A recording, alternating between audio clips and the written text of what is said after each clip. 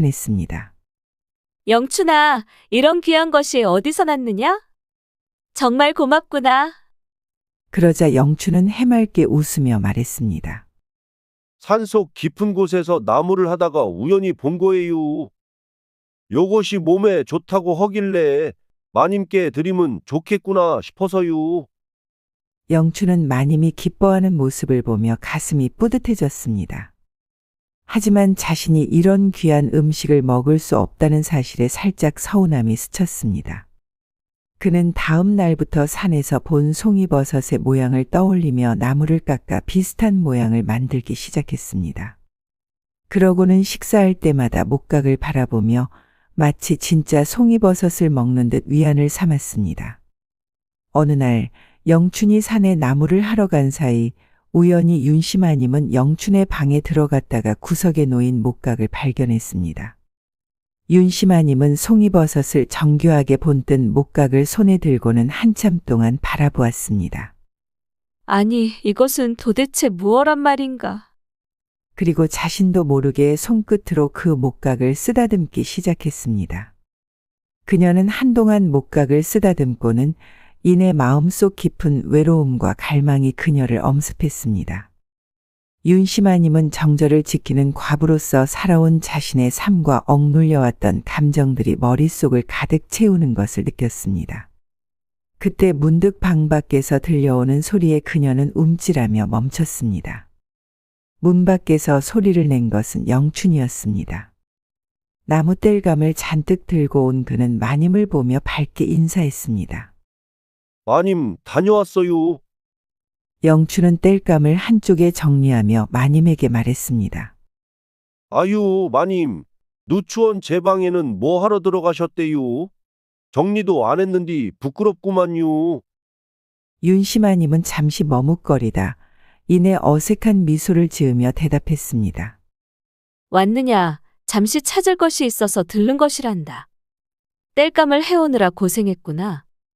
그녀는 당황한 표정을 하며 영춘이 만든 목각을 조용히 뒤로 감춘 채 서둘러 방을 나갔습니다. 그날 밤 영춘은 저녁상을 차려놓고 밥을 먹기 위해 송이버섯을 본떡 깎아두었던 목각을 꺼내려고 했습니다. 보자, 보자, 어디 보자. 목각이 어디로 숨어버린겨. 영춘은 밥숟가락을 내려놓고 자리에서 일어났습니다. 방 한구석에 뒀던 목각을 찾으려 서랍과 바닥을 뒤졌습니다. 그러나 아무리 찾아도 보이지 않았습니다. 원매, 정말로 어디로 숨어버린겨? 영춘은 머리를 긁적이며 며칠 전 마님이 자신의 방에 들렀던 것이 떠올랐습니다. 목각을 봤을 만한 이는 마님밖에 없다고 생각한 그는 주저하다 결국 마님께 물어보기로 했습니다. 식사를 마친 후 마님이 방에서 책을 읽고 있는 모습을 본 영춘은 문 앞에서 조심스레 말을 걸었습니다. 마님, 잠깐 말씀 좀 드려도 되겠시요?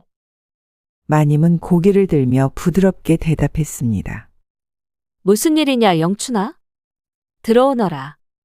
영춘은 방으로 들어가 머리를 극적이며 머뭇거렸습니다. 며칠 전에 방에 뒀던 목각이 있었는디요. 요것이 발이 달렸는지 도통 안 보여서요. 송이버섯처럼 생긴 것인디. 마님은 순간 놀란 듯 눈을 살짝 크게 뜨더니 곧 고요한 표정으로 대답했습니다. 그 목각 말이냐? 내가 가져갔다. 너무 정교하게 깎아놓아서 마음에 들어 방에 두었는데 내가 찾고 있었다면 돌려주마. 영춘은 마님의 말에 잠시 멍해졌습니다. 그러다 이내 고개를 저으며 말했습니다. 아유, 괜찮아요, 마님. 제가 그냥 심심풀이로 깎은겨요.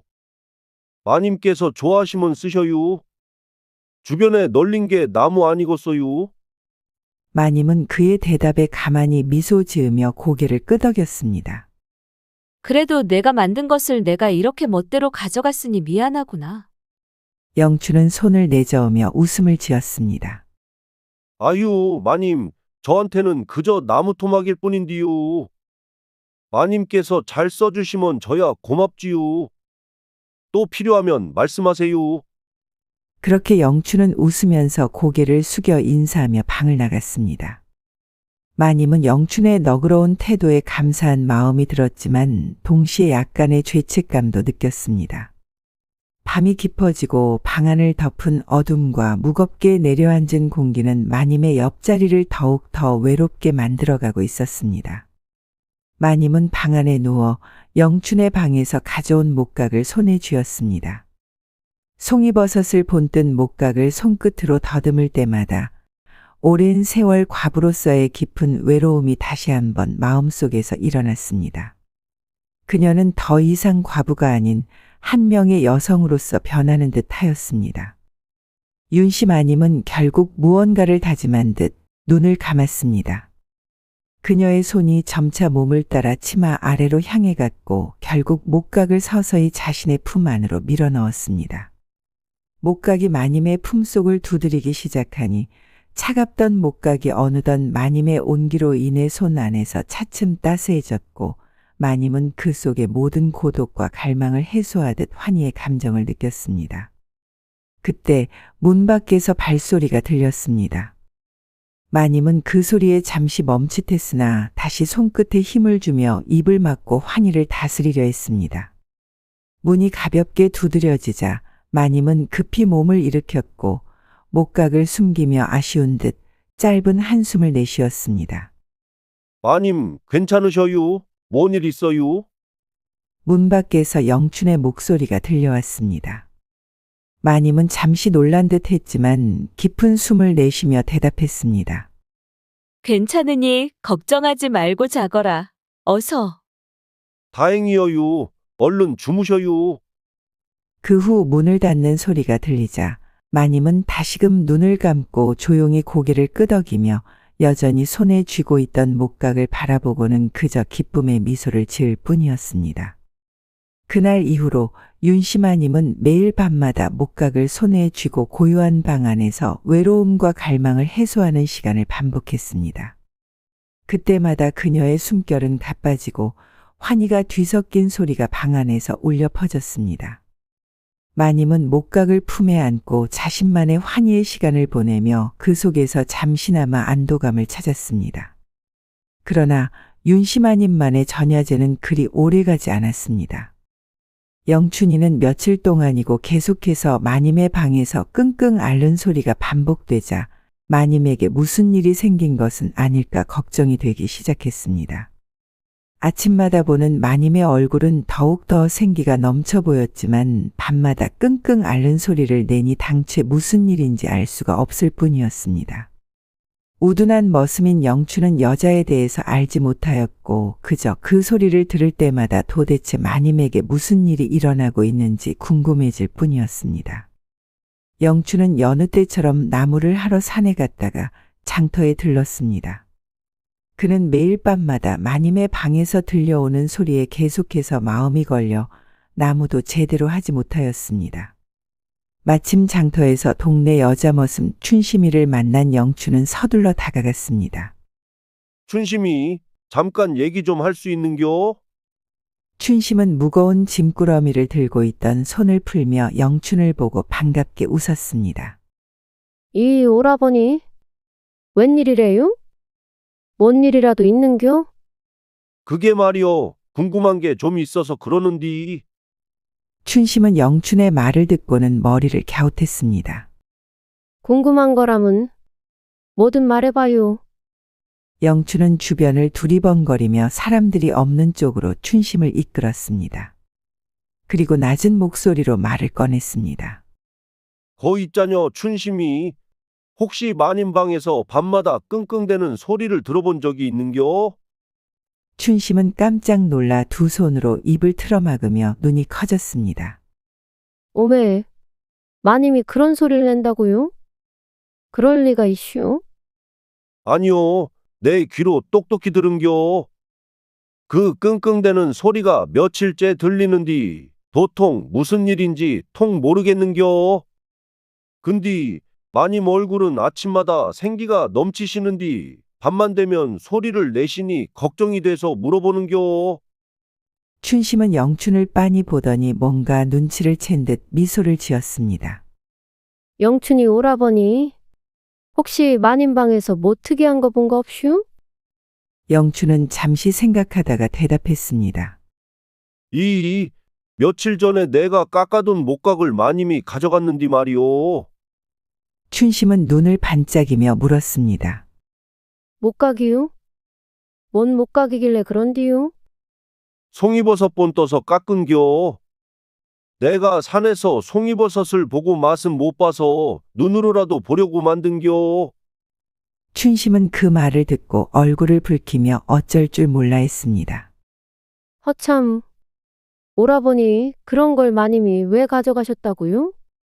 마님이 너무 잘 깎았다고 허시길래 그냥 드린겨. 내가 또 깎으면 되니께. 춘심은 한숨을 쉬며 고개를 저었습니다. 오라버니, 그게 마님한테는 아주 귀한 물건일지도 모르겠슈. 영춘은 의아한 얼굴로 물었습니다. 귀한겨? 그냥 나무 토막인디 뭔 말을 하는겨? 춘심은 더 이상 말을 못 이어가고 고개를 숙이며 피식 웃음을 흘렸습니다. 어휴, 참 순진한 오라버니요. 나이가 몇 갠디 그런 걸 몰라요. 마님이 그걸로 밤마다 외로움을 달래시는 거 아니에요? 외로움. 목각으로 어떻게 외로움을 달랜다는 건지 도통 모르겠는디. 춘심은 머리를 극적이며 더는 자세히 설명하지 않았습니다. 그건 나중에 알게 될 것이요.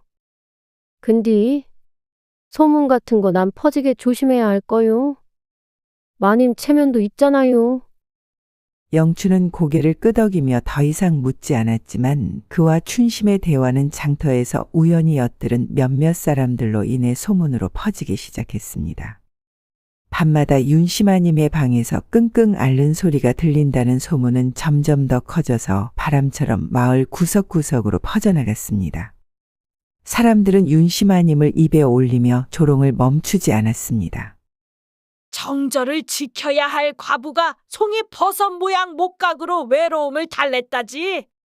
아니요, 그 집에 사는 영춘이라는 남자 머슴이랑 놀아나느라 냈던 소리라는디? 정절을 지켜야 하는 과부가 염치도 없구먼. 우물가에 모인 아낙네들은 혀를 차며 더 큰 목소리로 비난했습니다. 윤심아님이 그간 이쁘고 품위 있는 여인으로 알려져 있었기에 소문은 더 큰 충격과 수군거림을 불러일으켰습니다. 며칠이 지나자 윤심아님은 마을 사람들의 시선을 느끼지 않을 수 없었습니다. 길을 걸을 때마다 대화가 끊기고 돌아서던 발걸음 뒤로 숨죽인 웃음소리가 들려왔습니다. 그날 밤 윤심아님은 방 안에 홀로 앉아 깊은 한숨을 내쉬었습니다. 마음 한구석에 남아있던 자존심이 무너져 내리는 듯했습니다. 그녀는 손에 들린 목각을 내려다보며 조용히 고개를 떨궜습니다. 이 하찮은 나무 토막 따위가 이렇게 큰 소문을 만들다니. 눈앞에는 자신을 조롱하던 사람들의 표정이 생생히 떠올랐고 귓가에는 그들의 웃음소리와 비난의 말들이 다시 들려오는 듯했습니다. 과부로서 평생 쌓아온 체면과 명예가 이렇게 허물어질 줄은 그녀도 미처 몰랐습니다. 윤심아님은 고요한 방 안을 둘러보았습니다. 사방은 고요했지만 그 고요함조차 마치 자신을 비웃는 듯했습니다. 한때 자신이 지켜오던 이 집마저 이제는 자신을 가두는 감옥처럼 느껴졌습니다. 이 나이에 이런 치욕을 당하게 될 줄은 정말 몰랐구나. 마님은 속삭이듯 말하며 차갑도 단단한 목각을 가만히 쥐었습니다. 그러다 차오르는 감정을 참지 못해 눈물이 뺨을 타고 흘러내렸습니다. 정절을 지키지 못한 내 잘못인 것이냐. 이런 외로움조차 허락되지 않는 세상이 문제인 것이냐. 모든 것이 자신의 탓이라 생각하면서도 동시에 세상이 너무도 냉혹하게 느껴졌습니다. 윤심아님은 목각을 품에 안고 눈물을 흘리며 마을 사람들이 수군거리는 소문 속에서 그저 조용히 숨을 죽일 뿐이었습니다. 그러한 소문으로 인해 점차 지쳐가던 밤, 윤심아님이 홀로 어두운 방 아래 앉아 지난 날을 되새기며 생각에 잠겨 있을 때였습니다. 조용한 마당을 가로질러 들리는 조심스러운 발자국 소리에 그녀는 고개를 들었습니다. 누구시죠? 마님은 경계심을 담아 낮은 목소리로 물었습니다. 잠시 뒤 방문이 살짝 열리며 옆집에 사는 과부 이 씨가 얼굴을 내밀었습니다. 그녀는 주변을 두리번거리며 방 안으로 들어섰습니다. 마님, 늦은 시간에 불쑥 찾아뵈어 죄송합니다. 이 씨는 작은 목소리로 말하며 고개를 숙였습니다. 윤씨 마님은 약간 당황했지만 그녀를 앉게 하며 물었습니다. 이 늦은 밤중에 어쩐 일이신가요? 이 씨는 망설이다가 마침내 입을 열었습니다. 저기 마님께서 쓰셨다는 그 목각이 정말로 그리도 좋다 하던데 혹시 제가 한 번만 좀 안 될까요? 얼굴이 새빨갛게 달아오른 이 씨는 말끝을 흐리며 윤씨 마님의 눈치를 살폈습니다. 윤씨 마님은 그제야 상황을 이해했습니다. 소문이 퍼지며 목각에 대한 이야기가 마을 곳곳으로 흘러간 것을 알고 있었지만 그것이 다른 과부의 관심까지 끌게 될 줄은 몰랐습니다. 어머, 그런 말씀을 하시다니. 윤씨 마님은 자신과 같은 처지에 놓인 과부를 힐끔 보며 작은 한숨을 내쉬었습니다. 저도 참 망설였지만 너무 외롭고 쓸쓸한 밤을 견디기가 힘들어서요. 이 씨는 떨리는 목소리로 말을 이었습니다. 마님이 힘드셨다는 것을 저도 알지만 마님이 목각을 사용한 뒤로 생기가 넘치신다고 하여 하루라도 빌려볼 수 있을까 싶어서요. 윤씨 마님은 잠시 망설였습니다. 목각은 단순한 물건이 아니라 그녀에게 외로움을 달래주는 위안이 되었기에 쉽게 내어줄 수 없는 존재였기 때문이었습니다. 하지만 자신의 눈앞에 앉아있는 옆집 과부이 씨 역시 외로움에 지친 얼굴을 하고 있었기에 그녀는 연민을 느꼈습니다. 과부란 인생이 참으로 쓸쓸하고 외롭지요. 그대의 고통을 저도 이해합니다. 이 하찮은 나무 조각이 대단한 것은 아니지만 가져가시지요. 윤씨 마님의 대답을 들은 이 씨의 얼굴이 밝아졌습니다. 정말요? 아이고 마님 감사합니다. 윤씨 마님은 이 씨의 손을 잡으며 말을 이었습니다. 하지만 괜한 말이 또 퍼지면 마님께도 피해가 갈 테니 조심하셔야 해요. 이 씨가 물건을 가지고 돌아간 후 윤씨 마님은 다시 혼자 남게 되었습니다. 그녀는 깊은 한숨을 쉬며 생각했습니다. 결국 모두 같은 외로움을 품고 사는 거군요. 윤씨 마님의 고통을 이해한다는 듯 밖에서는 개 짖는 소리가 멀리서 울려 퍼졌습니다. 깊고 고요한 밤 그녀의 방 안에는 그녀가 앉아 있었지만 그녀의 마음은 여전히 텅 비어 보이는 듯 했습니다. 며칠이 지나자 윤씨 마님의 외로움을 달래준 목각에 대한 이야기는 옆마을의 과부들한테만 조심스럽게 퍼졌고 옆마을의 과부들까지 윤씨 마님을 찾기 시작했습니다. 그들은 모두 마님이 가지고 있던 목각을 자신도 갖고 싶어 했습니다. 하지만 자신이 가지고 있던 목각은 이미 이 씨에게 주었기 때문에 그들을 돌려보낼 수밖에 없었습니다. 윤씨 마님은 외로운 과부들의 부탁을 받으며 깊은 생각에 잠겼습니다. 그들은 자신과 같은 처지에서 비롯된 외로움과 고통을 조금이라도 덜기 위해 목각을 부탁한 것이었고 마님도 그 마음을 너무나 잘 알고 있었습니다. 윤씨 마님은 영춘을 방으로 불러들였습니다. 마님은 조금은 불안한 표정으로 영춘을 바라보며 조심스럽게 말을 꺼냈습니다. 나와 같은 처지에 놓인 이들이 너가 만들었던 목각을 원한다는 소식을 들었느냐? 그들의 아픔을 내가 알기 때문에 그들에게도 너가 만든 목각을 주고 싶구나. 그들이 조금이라도 위로를 받을 수 있다면 좋겠다는 마음에서 말이지. 윤씨 마님은 잠시 말을 멈추고 눈을 내리깔며 조용히 한숨을 내쉬었습니다. 나도 안단다. 정절을 지켜야만 하는 과부가 자신의 외로움을 달래려고 목각을 사용한다는 사실을 알게 되면 사람들이 뭐라고 하는지 알지. 나를 손가락질하는 시선이 두려운 건 사실이야. 그러나 나와 같은 처지에 놓인 그 과부들이 나에게 그걸 부탁할 때 나는 그들의 아픔을 이해할 수 있었어. 그들도 나와 같은 외로움을 겪고 있으니까. 영춘은 마님의 말을 들으며 고개를 끄덕였지만 그 마음속에서는 여전히 불안과 미안함이 커져갔습니다. 그는 조심스레 입을 열었습니다. 마님, 그럼 도와드릴 일이 있을까요? 시켜만 주셔요. 윤씨 마님은 고개를 끄덕이며 깊은 한숨을 내쉬었습니다. 고맙구나, 영춘아. 너에게 목각을 더 많이 만들어 달라는 부탁을 하려고 해. 나에게 찾아온 모든 여인들이 너의 목각을 갖기를 원하고 있어. 나는 그들이 조금이라도 위로를 받을 수 있게 해주고 싶어. 영춘은 잠시 고민에 잠겼습니다. 마님의 부탁을 받아들이면 그는 더욱 더 많은 시간을 작업에 투자해야 했고, 이러한 일이 또 퍼지기라도 한다면 윤씨 마님이 더욱 더 큰 고통에 빠지면 어떡할지 걱정이 앞섰습니다. 그러나 그는 마님이 그토록 간절히 바라는 일이라는 사실을 깨닫고 고개를 숙였습니다. 알겠슈, 마님. 최선을 다해 만들어 볼게요. 시간이 더 걸릴 수 있겠지만 그건 괜찮으시죠? 윤씨 마님은 조금은 미안한 표정으로 고개를 끄덕이며 말했습니다. 고맙구나, 영춘아. 시간이 얼마나 걸려도 상관이 없단다. 필요한 게 있으면 얼마든지 말하거라. 영춘은 마님이 자신을 신뢰하고 부탁해 준 것에 대한 감사함과 마님이 얼마나 외로웠는지에 대한 공감을 느끼며 대답했습니다. 마님, 제가 여인에 대해 아무것도 몰라서 그랬구만요. 정말로 몰랐어요. 마님이 더 상처받지 마셔요. 윤씨 마님은 눈을 감고 영춘의 진지한 태도에 안도하며 말했습니다. 그래, 너가 그렇게 말해주니 마음이 놓인다.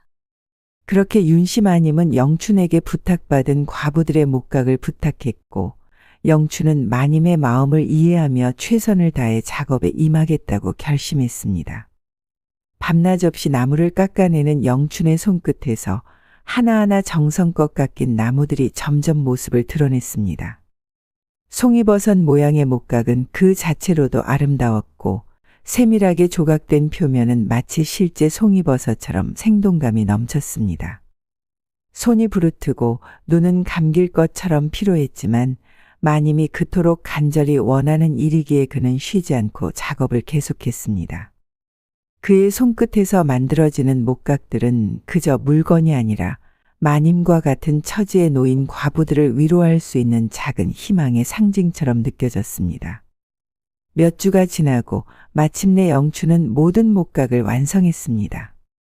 그 모습은 처음 만들었던 목각보다 훨씬 더 정교하고 아름다웠으며 그동안의 고된 작업이 결실을 맺은 순간이었습니다. 목각들이 가지런히 정리되어 있는 방을 보며 영춘은 한숨을 내쉬었습니다. 드디어 끝난겨. 그러던 중 윤씨 마님이 그 방에 들어왔습니다. 마님의 얼굴에는 기쁨이 가득했으며 영춘이 만든 목각들을 보고 흐뭇한 미소를 지었습니다. 영춘아, 정말로 수고했구나. 정말로 훌륭하다. 너의 손끝에서 나온 작품이 이렇게 멋지게 완성될 줄은 몰랐어. 영춘은 조금 부끄러워하며 고개를 숙였습니다. 마님, 아니에요. 제가 당연히 해야 할 일을 한 건데요. 다른 마님들도 마님처럼 기뻐했으면 좋겠구만요. 윤씨 마님은 목각들을 가만히 들여다보며 말했습니다. 이제 이 목각들을 각 집의 과부들에게 전달해야겠어. 그들이 내가 겪었던 외로움과 슬픔을 조금이라도 덜 수 있기를 바란다. 영춘은 마님의 말을 듣고 고개를 끄덕이며 대답했습니다. 그렇고 말고요. 제가 정성을 다해서 만들었으니까 걱정 마셔요. 마님, 제가 직접 마님들의 집에 가서 전달해 줄게요. 마님들이 이 목각을 받으면 조금이라도 위로가 될 수 있으면 좋겠어요. 윤씨 마님은 미소를 지으며 말했습니다. 정말로 고맙구나, 영춘아. 너 덕분에 그들에게도 작은 희망이 된다면 나는 더할 나위 없이 기쁠 것이다. 영춘은 마님의 말에 힘을 얻어 마님이 부탁한 대로 목각을 각 집의 과부들에게 전달하기 위해 준비를 시작했습니다. 그리고 그는 이 일이 끝날 때까지 마님을 위해 최선을 다할 것을 다시 한 번 더 다짐했습니다. 영춘은 자신이 정성스럽게 만든 목각을 하나하나 과부들에게 전달하며 그들이 행복해하는 모습을 보고는 그들이 겪고 있는 고통과 외로움에 대한 깊은 이해와 공감을 느꼈습니다. 마을의 과부들 또한 서로 다른 사연을 품고 있었지만 모두 한결같이 그 목각을 통해 잊을 수 없는 위로를 받았습니다. 목각을 통해 위로받은 과부들은 서로 자신의 아픔을 털어놓으며 서로를 이해하고 위로했습니다. 그들은 이제 더 이상 자신의 외로움을 홀로 짊어지지 않고 서로를 의지하며 살아갈 수 있게 되었습니다. 윤시마님도 그 소식을 듣고 한동안 마음이 편안해졌습니다. 그녀는 자신이 겪었던 외로움을 누구보다 잘 이해하고 있었기 때문에 다른 과부들이 이 목각을 통해 조금이나마 평안을 찾았다는 사실이 큰 위로가 되었습니다. 물론 윤시마님 역시 여전히 외로움을 간직하고 있었지만 그녀는 이제 그런 고통을 홀로 짊어지지 않게 되었다는 사실에 마음을 놓았습니다. 영춘은 마님이 그토록 권하는 일을 끝마쳤다는 생각에 한층 더 뿌듯해하며 그의 손끝에서 만들어진 목각들이 사람들에게 큰 변화를 일으켰다는 사실을 깨닫게 되었습니다. 그는 그 일을 통해 사람들의 아픔을 나누며 살아가는 것이 진정으로 의미 있는 일이란 것을 알게 되었습니다. 영춘이 만든 목각들은 단순한 나무 덩어리가 아니라 그들에게 있어서 서로의 존재와 감정을 느끼게 해주는 소중한 상징이 되었습니다. 그렇게 모두가 행복해하며 시간이 흐르고 영춘은 오랜만에 장터에서 춘심이를 마주쳤습니다. 이 춘심이 아뇨. 잘 지낸겨? 영춘 오라버니. 오랜만이요. 근데 목각으로 유명하던데요? 이 들은겨. 춘심이도 내 목각이 필요하면 말이오. 어째 나는 그런 건 필요 없구만요. 목각은 됐고 오라버니가 내 목각이 돼주면 되겠구만.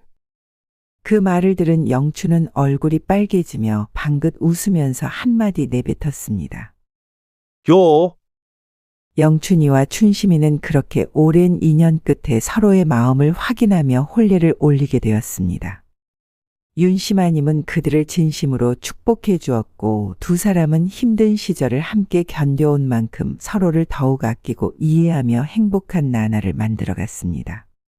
윤시마님도 마찬가지로 같은 처지의 과부들이 그녀의 곁을 지키며 따뜻한 위로와 격려를 아끼지 않았습니다. 그들의 진심 어린 연대와 지지가 이어지자 윤시마님은 점차 명예를 회복하여 모두가 행복하게 살아갈 수 있었다고 합니다. 옛날 조선 경상도 안동에는 왕릉을 돌보는 이참봉이 살고 있었습니다. 그의 나이 이제 40을 넘겼지만 여전히 혼인 한 번 하지 못한 노총각이었습니다. 그는 능 주변의 숲과 나무, 무덤의 정결함을 관리하며 나날을 보냈습니다. 이참봉은 성품이 온화하고 일에 충실하여 마을 사람들에게 존경받았으나 가끔씩 능을 홀로 지키며 느끼는 외로움은 그에게 어쩔 수 없는 무게로 다가오곤 했습니다. 능 주변은 계절마다 풍경이 달라졌습니다. 봄이면 벚꽃과 진달래가 흐드러지고 여름이면 짙은 녹음 속에 시원한 바람이 불어왔습니다.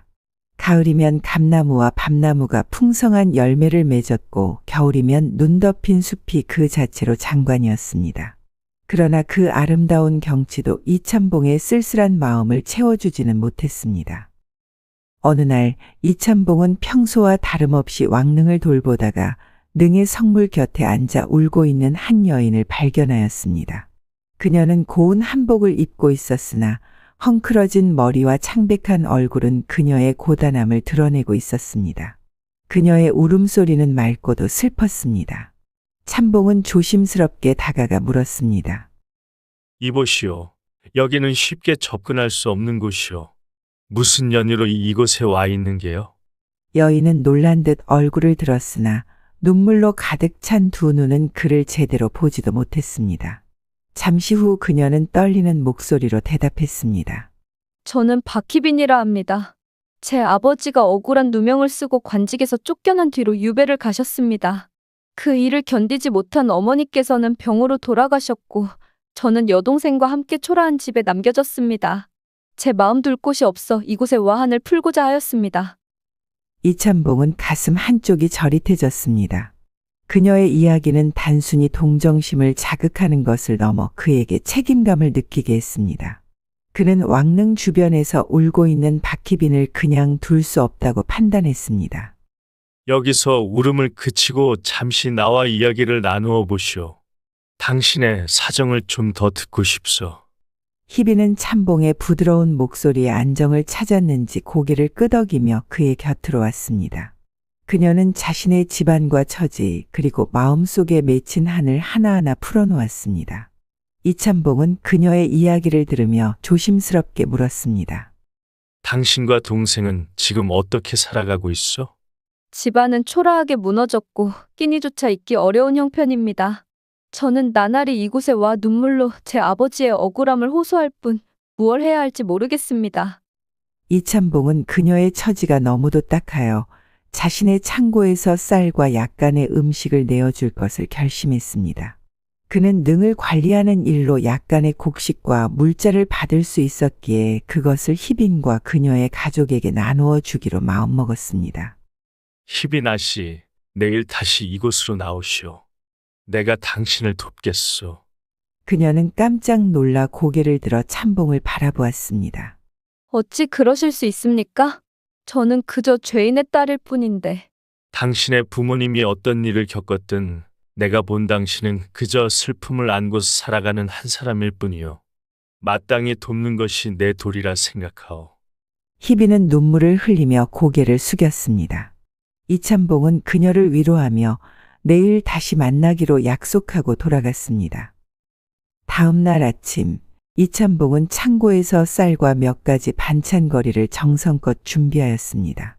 그는 어제 희빈의 처지를 생각하며 작은 도움이나마 그녀에게 건네고자 마음먹었습니다. 양반가의 딸로 고생을 겪고 있는 그녀를 돕는 것은 자신이 할 수 있는 최소한의 일이었습니다. 이씨는 준비한 보따리를 들고 왕릉으로 향했습니다. 능 앞에는 어제와 다름없이 희빈이 앉아 있었습니다. 그녀는 무릎을 꿇고 땅을 바라보며 한참을 눈물 흘리고 있었습니다. 이참봉은 그녀를 보며 잠시 한숨을 쉬었습니다. 희빈아 씨, 이렇게 다시 와주시니 고맙소. 그의 목소리에 희빈은 고개를 들었습니다. 그녀는 그가 들고 온 보따리를 보고는 당황한 표정을 지었습니다. 참봉 나리, 이것은 무엇입니까? 어제 당신의 사정을 듣고 준비한 것이오. 쌀과 몇 가지 음식이니 집으로 가져가 동생들과 나누시오. 어찌 이리 큰 은혜를 베푸십니까? 저는 받을 자격이 없습니다. 희빈은 두 손을 휘저으며 거절하려 했습니다. 그러나 이참봉은 단호하게 고개를 저었습니다. 사람이란 서로 도우며 살아야 하는 법이요. 더구나 내가 관리하는 이 능은 나라님을 모시는 곳이니 백성을 보살피는 뜻으로 생각하시면 될 것이오. 그의 진심 어린 말에 희빈은 더 이상 거절할 수 없었습니다. 그녀는 눈물을 흘리며 보따리를 받아들었습니다. 참봉 나리의 은혜, 죽을 때까지 잊지 않겠습니다. 그럴 필요 없어. 내 능 관리 업무를 방해하지 않는다면 그것으로 충분하오. 이씨는 희빈에게 장난스러운 미소를 지으며 말했습니다. 희빈은 그제야 어두운 얼굴에 희미한 웃음을 띄었습니다. 그녀는 보따리를 단단히 쥐고 자리에서 일어나 참봉에게 깊이 절했습니다. 저는 이제 집으로 가겠습니다. 동생과 함께 이 은혜를 갚을 날을 기다리겠습니다. 그럼 조심히 가시오. 그리고 무슨 일이 있으면 언제든 나를 찾아오시오. 희빈은 고개를 숙이고 보따리를 품에 안은 채 천천히 능을 떠났습니다. 이참봉은 그녀의 뒷모습을 바라보며 자신도 모르게 뿌듯함을 느꼈습니다. 누군가를 돕는 것이 이렇게 기분 좋은 일임을 새삼 깨달았습니다. 이참봉은 희빈 아씨가 떠난 후에도 그녀의 처연한 모습이 머릿속에서 떠나지 않았습니다. 그녀가 눈물로 가득 찬 얼굴로 보따리를 품에 안고 돌아서던 모습은 그의 마음에 묘한 여운을 남겼습니다. 그녀를 돕겠다고 결심했지만 그 이상으로 그녀가 어떤 여인인지 더 알고 싶다는 마음이 피어나고 있음을 그는 느꼈습니다. 그날 저녁 참봉은 홀로 앉아 생각에 잠겼습니다. 그 아씨는 어떤 삶을 살아왔길래 저렇게 깊은 슬픔을 품고 있을까? 그리고 내가 그녀를 돕는 게 과연 올바른 일이겠지. 하지만 이내 스스로를 다잡았습니다. 내가 할 수 있는 일을 할 뿐이야. 누군가를 돕는 것은 잘못이 아닐 테지. 며칠 뒤 참봉은 우연히 장에 갔다가 희빈 아씨가 사는 마을에 대한 이야기를 듣게 되었습니다. 그녀의 집은 왕릉에서 멀지 않은 곳에 위치한 작은 초가였고 마을 사람들은 그녀와 그 가족에 대해 알고 있었습니다. 아, 그 집이라면 몰락한 양반가의 딸들이 살고 있는 곳이요. 어르신들이 돌아가시고 나니 어린 아씨들이 고생을 하고 있지요. 참봉은 희빈 아씨의 집에 대해 알게 되자 더 이상 망설일 이유가 없다고 생각했습니다. 그는 다시 쌀과 마른 나물 그리고 몇 가지 음식을 준비하여 그녀의 집을 찾아가 보기로 했습니다. 참봉이 그녀의 집을 처음 찾아갔을 때 그곳은 매우 초라한 모습이었습니다. 비좁고 낡은 초가집은 비바람에 금방이라도 무너질 것처럼 보였고 뜰은 잡초로 가득했습니다. 문을 두드리자 희빈 아씨가 문을 열고 그를 맞았습니다. 참봉 날이 어찌 여기까지 오셨습니까? 아씨, 마침 근처에 볼 일이 있어 들른 김에 가져온 것이오. 가족들이 함께 나눠 드시지요. 희빈은 그의 손에 들린 보따리를 보고 놀랐습니다. 또 이런 걸 가져오시다니. 참봉 나리께서 어찌 이리 자애로우십니까? 참봉은 쑥스러운 듯 웃으며 대답했습니다. 그냥 마음이 끌려서요. 이 작은 것으로라도 도움이 된다면 좋겠습니다. 그는 음식을 내어주며 집안을 힐끗 보았습니다. 집안에는 희빈 아씨 외에 또 다른 젊은 여인이 앉아 있었습니다. 그녀는 희빈보다 조금 더 앳되어 보였지만 이목구비가 뚜렷하고 단정한 모습이었습니다. 참봉은 자연스럽게 물었습니다. 아씨, 저 여인은 혹시 동생이신가요? 희빈은 고개를 끄덕이며 대답했습니다. 예, 저 아이는 제 여동생입니다. 이름은 희연이라 하죠. 나이가 20인데 혼기가 다 찼음에도 좋은 인연을 찾지 못하고 있습니다. 참봉은 희연을 유심히 보았습니다. 그녀는 희빈 못지않게 단아하고 아름다운 외모를 가지고 있었으며 행동 하나하나가 점잖고 품이 있었습니다. 참봉은 속으로 감탄하며 생각했습니다. 두 사람 모두 어쩌면 이리도 곱고 단정한 모습일까. 이런 집안이 몰락하다니 정말 안타까운 일이군. 이참봉은 이후에도 몇 번 더 희빈 아씨의 집을 찾아갔습니다. 그는 갈 때마다 쌀이나 음식을 챙겨갔고 희빈 아씨와 이야기를 나누며 그녀의 동생 희연과 점차 친밀해졌습니다. 동생인 희연은 조용하지만 상냥한 성격으로 참봉에게 차를 내어주며 예의를 다했습니다. 이 씨가 집을 자주 드나들자 마을 사람들 사이에서는 희빈 아씨의 가족에 대한 이야기가 퍼지기 시작했습니다. 참봉 나리가 자주 저 집에 드나든다더군. 아니, 그 참봉 나리가 아직 혼자라는데 혹시 그 집안의 아씨와 혼례를 생각하는 건 아닐까? 사람들은 웃으며 소문은 빠르게 퍼졌습니다. 이참봉은 그 소문을 듣고 얼굴이 붉어졌지만 그의 마음은 이미 어느 정도 희빈 아씨를 여인으로 품고 있음을 부정할 수 없었습니다. 그는 그녀를 만날 때마다 조금씩 더 깊은 관심과 애정을 느끼고 있었습니다. 어느 날 이참봉은 희빈 아씨와 나란히 앉아 차를 마시며 대화를 나누었습니다. 아씨, 이제는 제법 안정을 찾으신 것 같아 보입니다. 제가 드리는 것들이 부족하겠지만 그래도 도움이 되길 바랍니다. 희빈은 고개를 숙이며 대답했습니다. 참봉 나리의 은혜로 저와 동생이 숨통을 틔울 수 있었습니다. 저희가 어떤 방식으로든 이 은혜를 갚을 날이 오길 바랍니다. 이 씨는 잠시 망설이다가 물었습니다. 아씨, 만약 제가 더 돕고자 한다면 그것이 과한 일이 될까요? 희빈은 놀란 듯 그를 바라보았습니다. 그러나 그의 진지한 표정을 보며 그녀도 천천히 고개를 끄덕였습니다. 나리께서 저희를 위해 해주시는 일은 과분하지만 그 마음만으로도 저희는 감사할 따름입니다. 그녀의 말에 이참봉은 더욱 확고한 마음을 가지게 되었습니다. 그는 자신이 그녀의 가족을 돕는 것뿐 아니라 그녀와의 인연을 깊게 이어가고 싶다고 결심했습니다. 얼마 후 이참봉이 왕릉 주변을 순찰하던 중 사또가 그를 불렀습니다. 사또의 표정은 단단히 굳어 있었고 그 목소리에는 화가 섞여 있었습니다. 참봉, 내가 들으니 왕릉에서 울고 있던 여인에게 쌀과 음식을 건넸다지. 어찌 그런 일을 하였는가?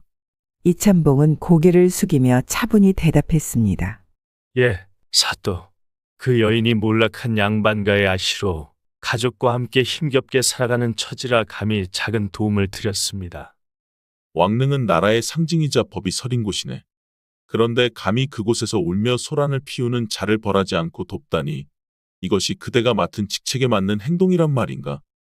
사또의 목소리는 점점 높아졌고 주변에 있던 관리들도 눈치를 보며 숨을 죽였습니다. 이참봉은 잠시 생각에 잠기더니 진지한 목소리로 답했습니다. 사또, 저는 그녀가 단순히 감정에 휩싸여 울음을 터뜨린 것이 아니라 억울한 사연을 품고 그곳을 찾았음을 알았습니다. 그녀를 벌하기보다는 돕는 것이 더 큰 문제를 막을 수 있다고 판단했습니다. 더 큰 권위를 실추시키기라도 한다면 어찌할 셈인가? 참봉은 고개를 끄덕이며 진지하게 말했습니다. 사또, 백성이 억울함을 품고 방황할 때 이를 어루만지고 올바른 길로 인도하는 것도 나라의 권위가 아닙니까? 저는 그녀가 잘못된 길로 가지 않도록 작은 도움을 준 것뿐입니다. 사또는 한참 동안 참봉을 노려보았습니다. 그러나 이 씨의 단호하고 성실한 태도에 결국 한숨을 쉬며 고개를 저었습니다. 참봉, 그대의 말이 틀리지 않음을 인정하겠네. 하지만 나라의 법과 질서는 반드시 지켜져야 하니 이 일이 다시는 일어나지 않도록 하게. 명심하겠습니다, 사또. 다시는 이런 일이 생기지 않도록 하겠습니다. 사또는 그를 바라보다가 고개를 돌렸습니다. 이번만 넘어가겠네. 다음엔 나도 관용을 베풀 수 없을 것이네. 이 씨는 감사의 인사를 올리고 물러났습니다. 그는 자신의 행동이 옳았다고 믿었지만 사또의 질책을 계기로 앞으로 더 신중히 행동해야겠다고 다짐했습니다. 며칠 뒤 희비나 씨가 감나무 열매를 줍다 다른 참봉에게 발각되는 사건이 발생했습니다. 왕릉 주변의 감나무는 나라님의 상징적 재산으로 여겨져 그 열매를 함부로 손대는 것은 큰 문제로 간주되었습니다. 여기서 뭐 하는 게냐? 능 근처에 나무에 손을 대다니 그게 무슨 짓인지 알고 있는 것이냐? 희비는 놀라 얼굴이 하얗게 질렸습니다. 그녀는 손에 들고 있던 감을 떨어뜨리며 얼어붙은 듯 말을 잇지 못했습니다. 참봉은 그녀를 끌고 박사또 앞으로 갔고 사건의 전말을 보고했습니다. 사또, 이 여인이 왕릉의 감나무에서 열매를 주워가려 했습니다. 박사또는 얼굴을 붉히며 크게 화를 냈습니다. 또다시 이런 일이 벌어지다니. 내가 그 참봉에게 경고하지 않았는가? 어찌 이런 일을 또 벌이느냐? 이참봉은 사또 앞에서 무릎을 꿇었습니다. 사또, 모든 것은 제 책임입니다. 제가 그녀와 가족의 사정을 들은 뒤로 제대로 살피지 못해 이런 일이 벌어진 것입니다. 이런 일이 반복된다면 내가 어찌 그대의 충성심을 믿을 수 있겠는가? 박사또는 분노를 참지 못해 호통쳤습니다. 그러나 이참봉은 단호히 대답했습니다. 이번에는 반드시 방법을 찾아 이런 일이 다시는 일어나지 않도록 하겠습니다. 제게 마지막 기회를 주십시오. 사또는 한참 동안 침묵하더니 결국 한숨을 내쉬며 말했다. 마지막이다. 마지막 기회다. 이번에도 어기면 그대는 관직을 내려놓게 될 것이네. 감사합니다, 사또. 반드시 책임을 다하겠습니다. 이 씨는 사건 이후 희빈 아씨를 찾아가 사정을 설명했습니다. 아씨, 이번 일은 결코 반복되어서는 안 됩니다. 제가 할 수 있는 방법으로 도와드리겠지만 나랏일과 연결된 곳에서 잘못된 행동을 하시면 안 됩니다. 희빈은 눈물을 흘리며 고개를 숙였습니다. 죄송합니다, 참봉 나리. 제가 잘못했습니다. 더 이상 나리께 누를 끼치지 않도록 하겠습니다. 그녀의 진심 어린 사과에 참봉은 마음을 놓으면서도 그녀의 가족을 돕기 위한 새로운 방안을 생각하기 시작했습니다. 감나무 사건 이후 이참봉은 박사또의 엄격한 경고를 되새기며 희빈아 씨와 그녀의 가족을 돕기 위한 새로운 방안을 고민하기 시작했습니다. 그는 단순히 음식을 나누는 것을 넘어 이 가족이 자립할 수 있도록 길을 찾아야 한다고 생각했습니다. 어느 날 밤, 이 씨는 혼자 앉아 술잔을 기울이며 생각에 잠겼습니다. 그는 박사또가 자신에게 마지막 기회를 준 것을 떠올리며 깊은 한숨을 내쉬었습니다. 그때 문득 떠오른 생각에 이 씨는 조용히 미소를 지었습니다. 사또도 이제 갓관직에 오른 젊은 관리라 했지. 그의 관심을 돌릴 방법이 있을지도 모르겠군. 다음 날 이 씨는 왕릉 주변을 돌아다니며 박사또와 우연히 마주친 것처럼 접근했습니다. 사또, 한 가지 줘. 이야기가 있어 말씀드리고 싶습니다. 박사또는 그의 갑작스러운 태도에 의아해하며 물었습니다. 무슨 이야기인가? 제가 얼마 전 만난 박희빈 아씨의 가족에 대해 다시 생각해보니 그녀의 여동생이 혼기가 찬처녀인데 마을에서도 미모와 품행이 단정하다고 소문난 여인입니다. 박사또는 놀란 표정을 지으며 물었습니다.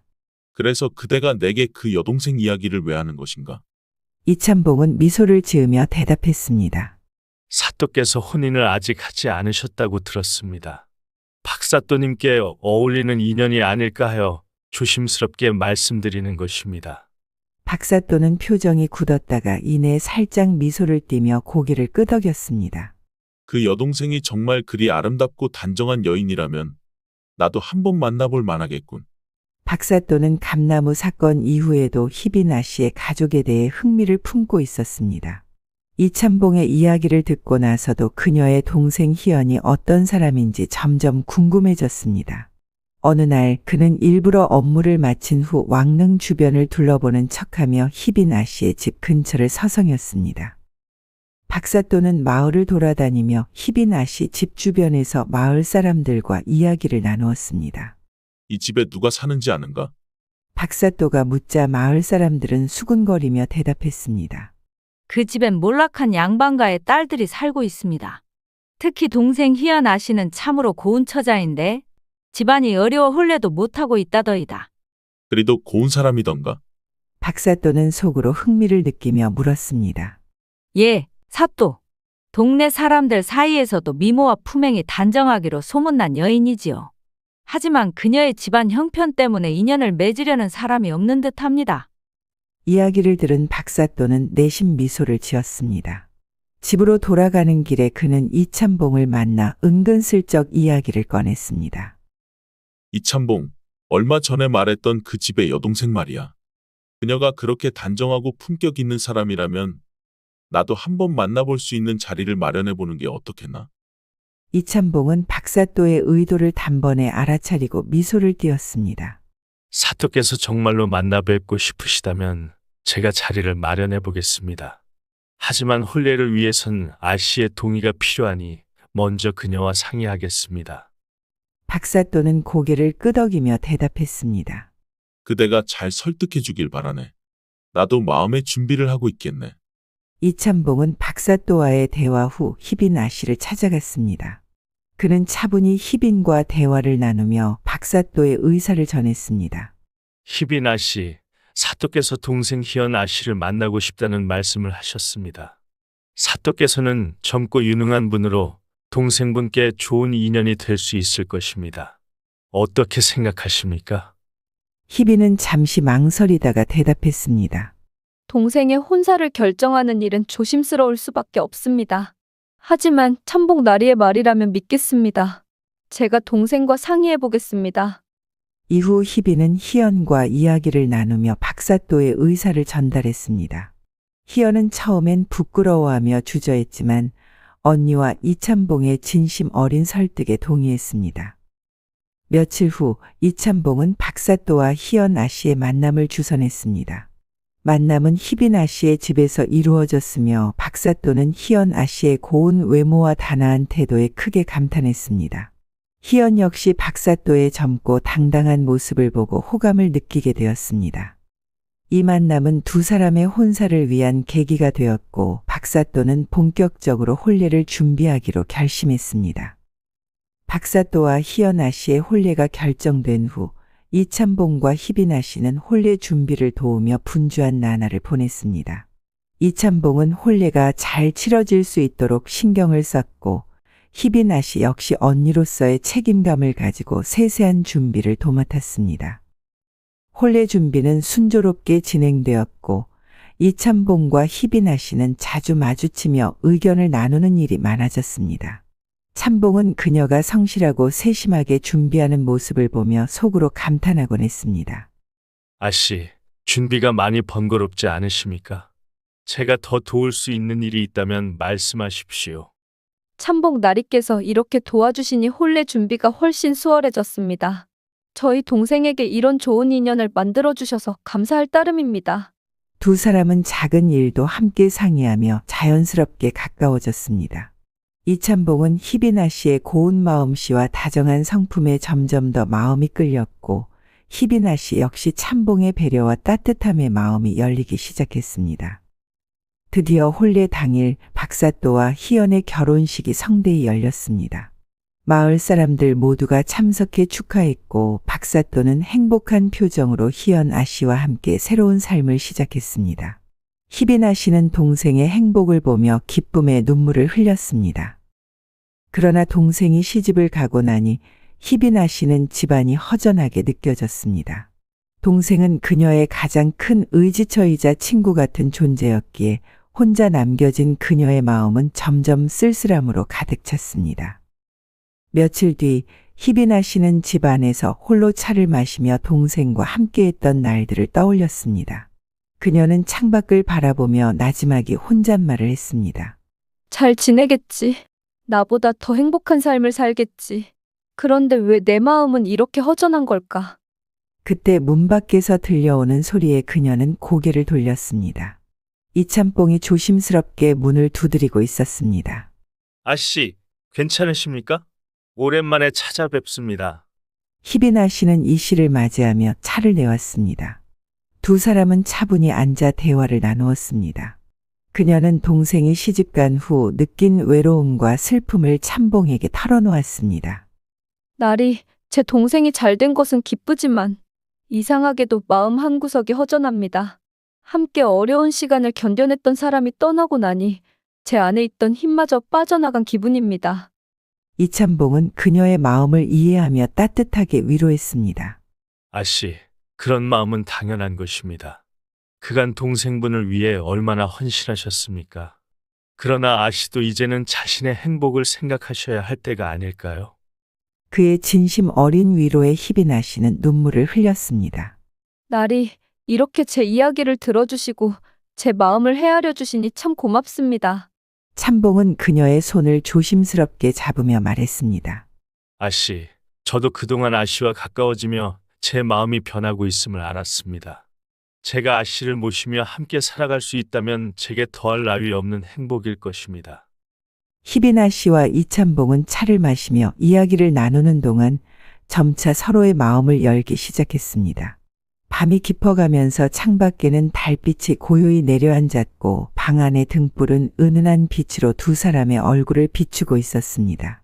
이야기는 끊임없이 이어졌고 서로의 마음은 어느새 감춰질 수 없는 진심으로 물들어 있었습니다.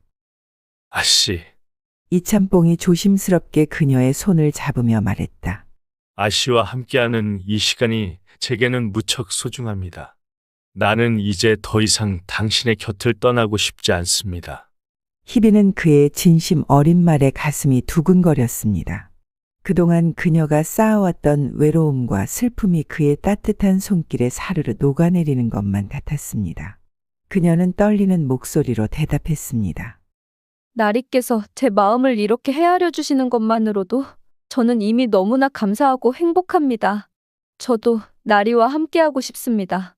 그 말이 끝나자마자 두 사람 사이에 긴장이 부드럽게 풀렸습니다. 참봉은 그녀의 손을 조심스레 어루만지며 한 걸음 다가섰습니다. 희빈은 눈을 감고 그의 손길을 느끼며 그동안 억눌러왔던 감정을 서서히 풀어내기 시작했습니다. 창문 틈으로 새어들어온 달빛은 방 안에 희미한 빛과 그림자를 만들어냈습니다. 참봉은 천천히 그녀의 눈을 바라보며 말했다. 아씨, 그대의 슬픔을 내게 맡기시오. 앞으로는 내가 그대의 웃음을 책임지겠습니다. 희비는 그의 말을 듣고 살짝 눈물이 맺힌 눈으로 고개를 끄덕였습니다. 저도 나리의 곁에서 평생을 함께하고 싶습니다. 제가 가진 것은 부족하지만 나리께 제 마음만은 온전히 드릴 수 있습니다. 그들은 서로의 마음을 확인하며 다가섰습니다. 참봉은 떨리는 손으로 그녀의 얼굴을 어루만지며 고요히 입을 맞추었습니다. 그녀는 처음에는 놀라 떨었지만 이내 그의 진심을 느끼고 그에게 몸을 맡겼습니다. 그날 밤 두 사람은 서로를 있는 그대로 받아들이며 깊은 사랑을 나누었습니다. 참봉은 그녀의 손을 잡고 조심스럽게 다가서며 말했다. 아씨, 그대의 모든 것을 존중하며 내가 할 수 있는 모든 사랑을 드리겠습니다. 그녀는 고개를 끄덕이며 그에게 말했다. 나리, 제 마음도 같사옵니다. 오늘 밤 이 순간만은 우리 둘만의 시간이기를 바랍니다.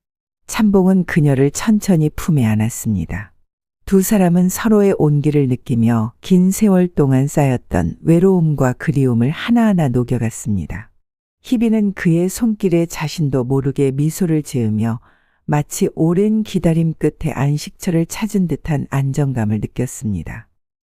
나리, 그녀가 조용히 속삭였습니다. 저는 지금이 마치 꿈만 같습니다. 제게 이런 행복이 찾아올 줄 몰랐습니다. 참봉은 그녀의 이마에 입을 맞추며 부드럽게 대답했습니다. 아씨, 이 순간이 우리의 시작일 뿐입니다. 앞으로는 매일 밤, 매일 아침이 이렇게 행복할 것입니다. 그들은 서로의 마음과 몸을 온전히 나누며 더 이상 외로움이 아닌 사랑으로 가득 찬 밤을 보냈습니다. 두 사람은 서로를 통해 진정한 행복과 위로를 발견하며 그날 밤을 영원히 잊을 수 없는 추억으로 간직하게 되었습니다. 이날의 만남은 단순한 감정의 교류를 넘어 두 사람의 인생을 영원히 바꾸는 사랑의 시작이 되었습니다. 그들의 사랑은 다음날 아침까지도 방 안에 은은히 남아 이제는 결코 떼어낼 수 없는 깊은 인연으로 이어졌습니다. 시간이 흐르며 두 자매는 각자의 자리를 찾아 행복한 삶을 살아갔습니다. 몰락한 양반가의 딸로서 외로움과 고난 속에 살아왔던 희빈과 희연은 진정으로 자신들을 이해하고 아껴주는 두 남성을 만나 사랑의 결실을 맺었습니다. 희연은 박사또와 혼례를 올린 뒤 사또의 든든한 지지 속에서 가정을 꾸렸습니다. 희빈 또한 이참봉과의 사랑을 확인한 후 혼례를 올리고 그의 곁에서 행복한 나날을 보냈습니다. 두 자매는 비록 집안이 몰락하며 많은 것을 잃었지만 진정한 사랑과 소중한 인연을 얻었습니다. 박사또와 이참봉은 처음에는 각자의 직무에 엄격한 잣대를 들이대던 사람들이었습니다. 하지만 그들이 가벼운 마음으로 내어준 용서와 이해는 자신들에게 큰 사랑과 행복으로 돌아왔습니다. 박사또는 자신의 엄격함을 내려놓고 희연을 마음에 품었으며 이참봉은 자신의 직무를 넘어선 따뜻한 배려로 희빈을 사랑하게 되었습니다. 사또는 어느 날 희연에게 농담조로 말했습니다. 내가 그때 참봉의 말을 듣지 않았더라면 이렇게 고운 아내를 얻지 못했겠지. 희연은 부드럽게 웃으며 대답했습니다. 나리께서는 제 마음을 얻으셨으니 참봉 나리께도 감사 인사를 드려야 하지 않겠습니까? 박사또는 그 말에 크게 웃으며 다음 날 이참봉의 집으로 술을 들고 찾아갔습니다. 박사또와 이참봉은 이제 형님, 아우처럼 지내며 서로의 가정을 자주 오갔습니다. 그런데 재미있게도 집안에서는 그들의 계급이 뒤바뀌는 일이 잦았습니다. 이참봉은 자신이 집안에서는 형님 대접을 받는 일이 종종 있었다며 장난스럽게 농담을 던졌습니다. 사또, 나란 일에서는 사또가 위지만 이 집에서는 내가 형님입니다. 제수 씨가 내게 가르치기를 나를 잘 모시라고 하더군. 박사또는 웃음을 터뜨리며 대꾸했습니다. 참봉날이 나란 일이야 내가 위일지 몰라도 내 아내께서는 늘 참봉되게 하는 말에 따르더군. 결국 형님 대접을 받는 건 그쪽인가? 이 둘의 티격태격은 마을 사람들에게도 소문이 났고 마을에서는 두 사람의 관계를 두고 형님 사또와 아우 참봉이라며 웃음거리로 삼았습니다. 그러나 두 사람은 그런 소문을 개의치 않고 오히려 즐기며 지냈습니다. 두 자매는 서로를 위해 희생하며 어려운 시기를 견뎌낸 끝에 각자의 사랑을 찾았습니다. 그리고 두 남성은 작은 용서와 배려로 인해 진정한 사랑을 얻고 행복한 가정을 이루게 되었습니다.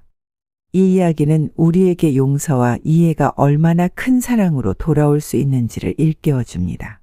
또한 사회적 지위나 물질적 조건이 행복의 전부가 아니라는 사실을 보여주며 진정한 행복은 서로를 아껴주는 따뜻한 마음에서 비롯된다는 것을 깨닫게 합니다. 박사또와 이참봉이 술잔을 부딪히며 웃음 짓는 모습 뒤로 두 자매가 서로를 바라보며 미소 짓는 장면으로 이야기는 끝이 납니다. 고난과 슬픔을 뒤로하고 그들 모두는 사랑과 웃음이 가득한 삶을 이어갔습니다. 그리고 마을 사람들은 여전히 이렇게 말하곤 했습니다. 사돈의 집이건 참복네 집이건 결국 그 집안의 가장 높은 사람은 아내들이더군. 그 말에 두 남성은 어깨를 들썩이며 웃음으로 응답했습니다. 옛날 조선시대 한양의 술과 여자와 같이 아름다움을 좋아하는 한량 양반이 있었습니다. 그는 명문가 출신이었지만 언제나 술과 기생들과 함께 시간을 보내며 여유롭고 자유로운 삶을 즐기고 있었습니다. 공부와 학문보다는 유흥을 더 즐기며 사고만 치고 다니는 그의 일상은 마을 사람들에게도 익히 알려져 있었습니다. 다른 날과 다를 것 없이 한량 양반은 오늘도 술에 취해 비틀거리며 집으로 들어섰습니다. 그를 본 부모님은 얼굴을 찌푸리며 침묵 속에서 서로 눈길을 주고받았습니다. 정말 어쩌면 좋단 말이냐? 매일 밤 취해 집에 돌아오는 게 자랑인 것이냐? 아버지가 고개를 돌리며 심각하게 말했습니다. 아직도 정신을 못 차리다니! 명문가의 후손으로서 후위를 도모할 생각은 추호도 없는 것이냐? 한량 양반은 술에 취해 비틀거리며 웃으며 말했습니다. 그의 태도는 여전히 여유롭고 자유롭기만 했습니다. 한 번뿐인 인생 즐기면서 사는 것이 무엇이 문제란 말입니까? 이리 아름다운 것들이 많은데 어찌하여 사대부에 글 공부만 하고 살 수 있겠습니까? 그러자 아버지는 아들을 꾸짖으며 말했습니다. 이젠 더 이상 너를 이렇게 두고 볼 수 없다. 동쪽 오천에 원님 자리를 마련해놨다. 가서 그곳에서 제대로 배우고 오거라. 그들은 그를 오천의 원님으로 보내기로 하였습니다. 한량 양반은 처음에는 당황했지만 곧 마음을 바꾸었습니다. 유랑을 즐기고 자유로운 삶을 선호하는 그의 성격에는 오천으로 떠나는 일이 오히려 반가운 일이었기 때문입니다. 새로운 곳에서 더 큰 자유를 만끽할 수 있을 거라 생각하며 다음 날 곧장 부모님께 인사를 드리고 오천으로 떠날 준비를 했습니다. 오천으로 가는 길, 한량 양반은 주막과 마을을 지날 때마다 술을 마시고 자연 경관을 즐기며 지나치는 여인들에게 추파를 던지며 신나게 여행을 이어갔습니다. 길가에 펼쳐진 푸르른 산과 맑은 강물은 그에게 즐거움을 안겨주었고 그는 매 순간 그 자체가 즐거운 시간이었습니다. 지나가는 여인에게 말하며 가벼운 웃음을 주는 것만으로도 그는 즐거워했습니다. 그의 마음속에서는 항상 자유로움이 그 무엇보다 중요했습니다. 밤도 아닌데 별이 빛나다니 내 살아있길 참으로 잘하였소? 이러한 추파를 들은 여인들도 그의 행동을 싫어하지 않고 오히려 부끄러워 자리를 피하였습니다. 왜냐하면 그는 누가 봐도 잘생겼기 때문이었습니다. 그의 훈훈한 외모와 여유로운 태도는 여인들의 마음을 자연스레 사로잡았고 그는 농담을 던질 때마다 그들이 웃으며 반응하는 것을 즐겼습니다. 그런 그의 매력은 어느 곳을 가나 사람들에게 웃음을 주었고 그에게 보내는 관심은 그가 생각하는 것보다 더욱 강렬했습니다. 그는 마침내 어느덧 오천으로 가기 위한 넓은 강을 마주했습니다. 잠시 주변을 살피다가 배를 몰고 있는 뱃사공을 발견했습니다. 양반은 손을 들며 뱃사공에게 소리쳤습니다. 저기 이보시오. 내 강을 건너야 하니 좀 도와주시게나? 뱃사공은 고개를 돌려 그를 바라보았고 고요하게 배를 몰아 다가왔습니다. 그런데 점차 다가오는 뱃사공의 모습을 보니 그가 예상했던 것과는 달리 그 여인은 아주 백옥처럼 하얗고 어여쁜 처자였습니다. 그의 눈빛이 반짝였고 자기도 모르게 입꼬리가 올라갔습니다. 여인의 아름다움에 마음이 설렘을 느꼈습니다. 뱃사공이 다가와 양반을 태운 배가 조용히 물살을 가르기 시작했습니다. 배에 오른 양반은 잠시 주변의 경치를 감상하며 미소를 지었습니다. 그러다 문득 우리의 차기 5,000원님이자 양반님은 장난기가 발동하여 여인에게 농담을 던졌습니다. 자네 배에 올라타니 기분이 참 좋군. 이리도 좋은 날에 아리따운 처자의 배 위에 있으니 이보다 더 기쁠 수가 없구려? 뱃사공은 얼굴이 살짝 붉어지며 대답했습니다. 그렇게 좋아하시니 다행이네요. 양반님은 눈을 반짝이며 다시금 물었습니다. 그래, 그럼 처자 남편의 성씨를 물어봐도 되겠소? 뱃사공 여인은 눈살을 찌푸리며 대답했습니다. 아니, 아직 혼례도 올리지 못한 처녀한테 도대체 그게 무슨 막말입니까, 나으리? 양반님은 미안한 듯 웃으며 말했습니다. 아이고, 내가 실례했소.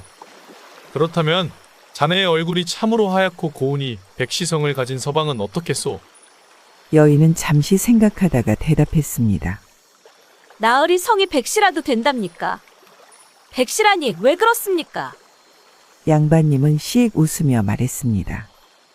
하나가 아닌 100명의 서방이 자네를 챙겨주니 당연히 기분이 좋지 않겠소? 그러자 여인은 웃으며 말했습니다. 참으로 백서방이라면 저도 이제 더 이상 사공이를 안 해도 되겠네요, 나으리. 나으리는 뭐 하는 분이시길래 하찮은 여인에게 이리 농을 던지시는 것이오? 어찌 그대를 하찮다고 하시는 것이오? 그렇게 생각하지 마시오. 그대 덕분에 가는 길이 심심하지 않으니 참으로 좋구려? 나는 오천의 원님으로 발령받아 가고 있었소. 물길이에서는 그대가 나의 목숨줄을 가지고 있으니 부디 잘 부탁하겠소. 처자는 그 이야기를 듣고 잠시 멈추어 양반님에게 말을 이어갔습니다. 나으리 나이도 있어 보이시는데 5,000원님의 마님도 참으로 안 됐습니다. 총각이었던 양반님은 처녀의 말을 듣고는 얼굴이 빨개지며 되물었습니다. 아니, 누가 봐도 총각이 나한테 무슨 말이오? 그리고 내 아내가 참으로 안 됐다니 그게 무슨 말이오? 그러자 여인이 미소 지으며 말했습니다. 5,000원님의 미래 마님께서는 참으로 안 되셨고 말고요. 저야 원님께서 말해주신 백서방 덕분에 편히 살 수 있겠지만 하나 둘도 아닌 5천의 원님을 모시려면 마님의 하루가 턱없이 부족하지 않겠습니까? 양반님은 여인의 재치에 깜짝 놀라며 말문이 턱 막혔습니다. 여태껏 만나온 어떠한 여인도 그녀처럼 기민하고 당차게 응수한 적이 없었기 때문입니다. 그는 잠시 말없이 그녀를 바라보다가 자신의 입을 다시 열려 했지만 말이 나오지 않았습니다. 여인의 미소와 장난스러운 태도는 그동안 그가 고백하거나 추파를 던져온 다른 여인들과는 확연히 달랐습니다. 그녀는 양반님이 던진 농담을 받아서 한 발 더 나아가 그를 놀리듯이 말하는 것이었습니다. 그동안 술과 여자를 즐기며 주위를 돌던 양반에게는 경험해보지 못했던 상황이었고 이 여인이 다르게 보이기 시작한 순간이었습니다. 양반님은 잠시 당황한 듯한 표정을 지으며 여인을 바라보다가 뻘쭘한 기색을 감추기 위해 말을 꺼냈습니다. 그렇다면 이제 얼만큼이나 더 가야 강을 건널 수 있는 것이오? 그의 말은 자연스럽게 분위기를 풀어보려는 시도였지만 여전히 어색한 미소를 짓고 있었습니다. 여인은 조금 웃음을 터뜨리며 대답했습니다. 거의 다 왔습니다, 나으리. 편히 앉아 계시지요. 이윽고 배가 건너편 강가에 도착했습니다. 양반님은 천천히 자리에서 일어나며 뱃사공 여인에게 고개를 숙여 인사했습니다. 고맙소. 덕분에 지루하지 않게 강을 무사히 건널 수 있었소. 여인은 고운 미소를 지으며 그를 배웅했습니다. 양반님이 배에서 내리려는 순간 그녀가 장난스러운 표정으로 소리쳤습니다. 잘 가시오, 아들님아. 나도 즐거웠소이다. 양반님은 걸음을 멈추고 뒤를 돌아보며 눈을 동그랗게 뜨고 물었습니다. 아니, 아들이라니 그게 무슨 말이오? 여인은 재치 있는 미소를 지으며 말했습니다. 내 배에서 나왔으니 이제부터는 나으리가 내 배에서 난 아들 아니겠습니까? 그 말에 양반님은 잠시 멍하니 있다가 어이가 없다는 듯 웃음을 터뜨리며 고개를 저었습니다. 이거 정말 농으로는 처자를 이길 방법이 없구려? 그녀의 재치와 당돌함에 완전히 매료된 그는 강을 건너는 동안 느꼈던 감정이 더욱 깊어짐을 깨달았습니다. 그녀는 지금껏 만났던 여인들과는 다른 무언가를 가지고 있었습니다.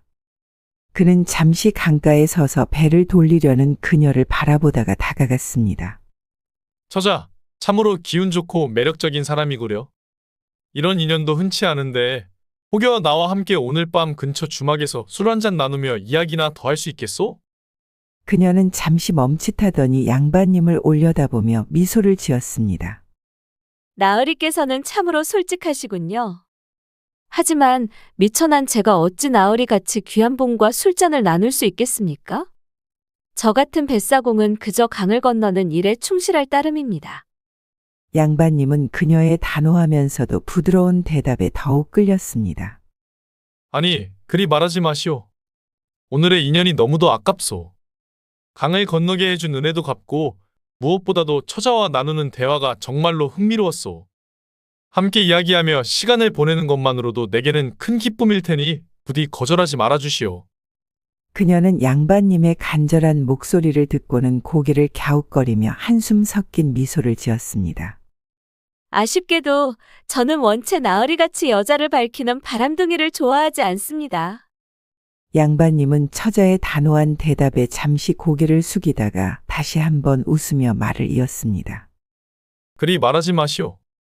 나는 원체 무용한 것들을 좋아하오. 달, 해, 별, 바람 같은 것들. 그 중에서도 그대와 같은 꽃을 제일 좋아하오. 처자는 그 말을 듣고 살짝 놀란 표정으로 원님을 바라보았습니다. 그 미소는 어쩐지 따뜻하면서도 은근히 경계하는 느낌을 주었습니다. 나으리처럼 바람 같은 사내들은 진짜 사랑을 할 수 있는 것이랍니까? 그저 나와 같은 여인들을 하룻밤 즐거움으로 삼으시려는 것은 아닙니까? 양반님은 처자의 말을 듣고 잠시 생각에 잠기며 답했습니다. 하룻밤 즐거움도 사랑이랑 다르게 없소.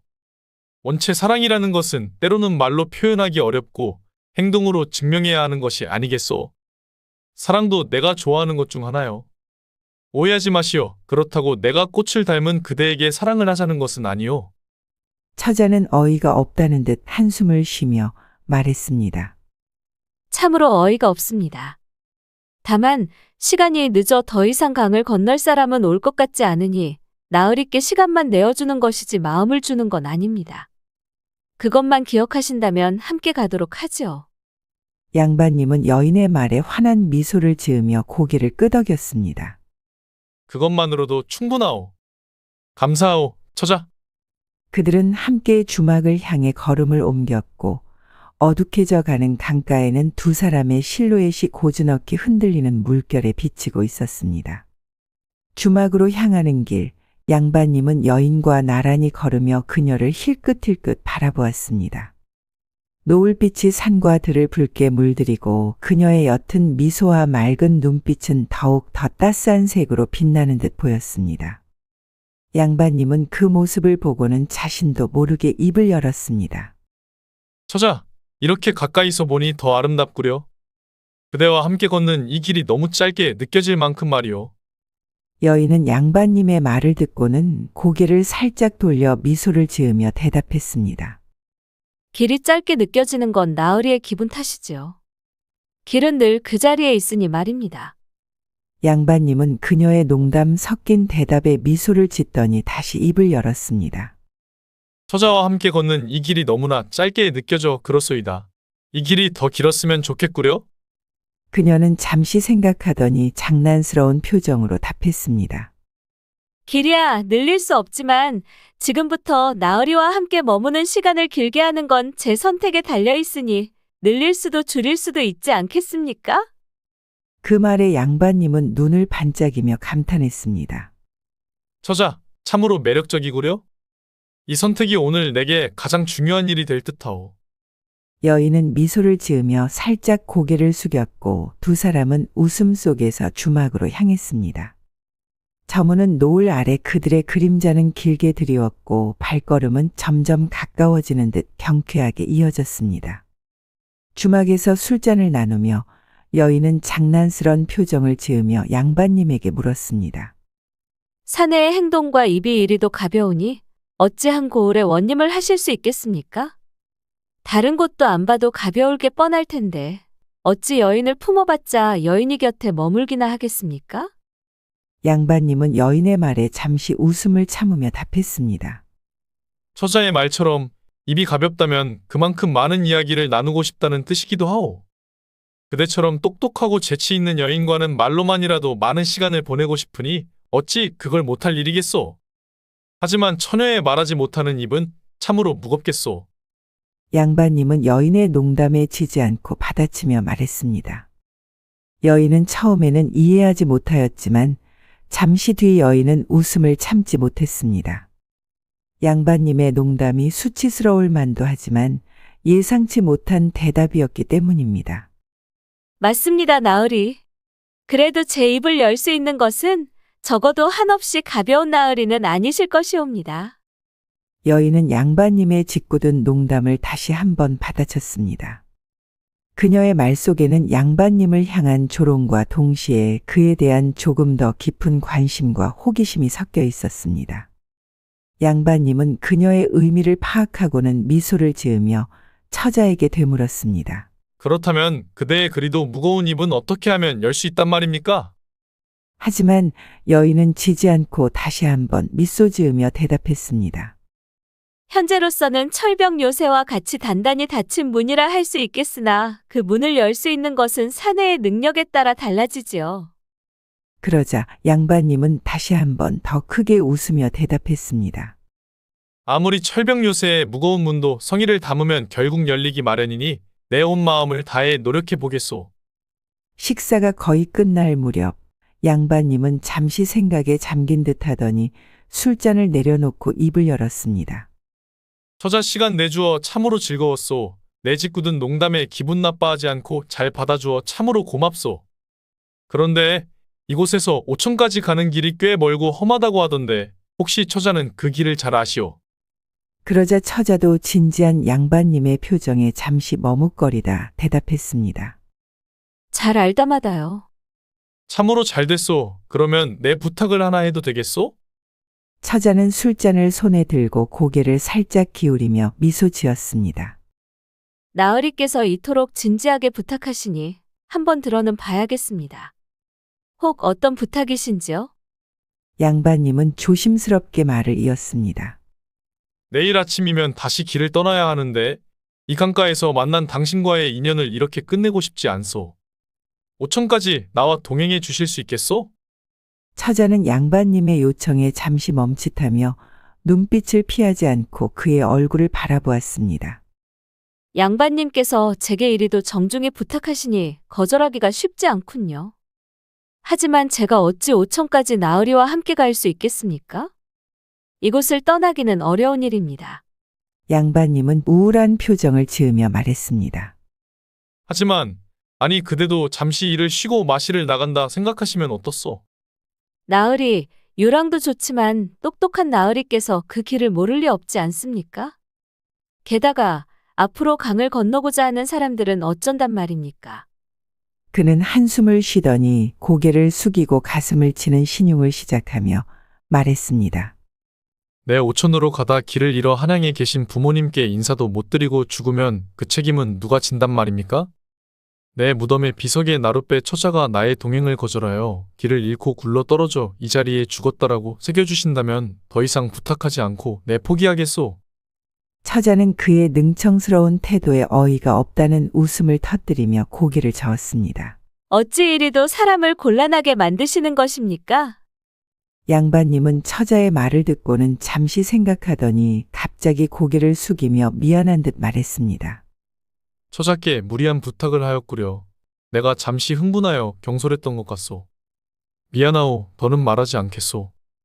처자는 양반님이 바로 포기하는 모습을 보고는 오히려 양반님을 나무랐습니다. 어찌 사내가 이리 쉽게 포기하는 것입니까? 진심이라면 더 확고하게 말했어야 하는 것이 아닙니까? 성의를 다해 철벽 요새의 문을 열 수 있다고 하시더니 그것도 그저 농이셨던 것이옵니까? 양반님은 처자의 꾸지람에 당황하며 고개를 끄덕였고 더욱더 그녀의 당찬 태도에 끌리고 있음을 느꼈습니다. 그리고는 마음을 다잡고 진지한 목소리로 말했습니다. 처자, 그대의 말이 옳소. 내가 그동안 너무 쉽게 생각한 것 같소. 그대가 나와 함께 시간을 보내는 것을 허락해 준다면 나는 그 시간 동안 그대를 더욱 존중하고 함께 모든 것을 나누고 싶소. 부탁드리오. 마을에 도착할 때까지만이라도 조금만 더 알아가게 해주시오. 나으리께서 이제서야 진심을 보여주시니 부탁을 거절하기가 더 어려워졌네요. 여기서 오천까지는 그리 멀지 않으니 요청하신 대로 길동무가 되어드리겠습니다. 시간이 늦었으니 내일 아침 주막으로 찾아뵙겠습니다. 처자의 말을 들은 양반님은 잠시 굳었던 표정에서 입이 귀에 걸린 듯 웃으며 대답했습니다. 참으로 고맙소. 오늘따라 밤하늘이 더 아름답지 않소? 오늘 밤은 설레서 잠을 못 이루겠구려. 그만 좀 하시지요. 남녀가 유별하니 저는 이만 일어나 보겠습니다. 나으리. 처자는 고개를 살짝 숙이며 부끄러워하면서 양반님에게 인사를 드리고는 자리를 떠났습니다. 양반님은 처자가 돌아간 뒤에도 혼자 남아 밤하늘을 보며 설레는 미소를 짓고 있었습니다. 다음 날 아침, 주막 앞에서 양반님은 처자를 기다리고 있었습니다. 아직 이슬이 맺힌 풀밭 사이로 햇살이 스며들고 서서히 아침의 기운이 퍼져나갔습니다. 어느덧 처자는 양반님과 약속한 시간에 주막 앞의 모습을 드러냈습니다.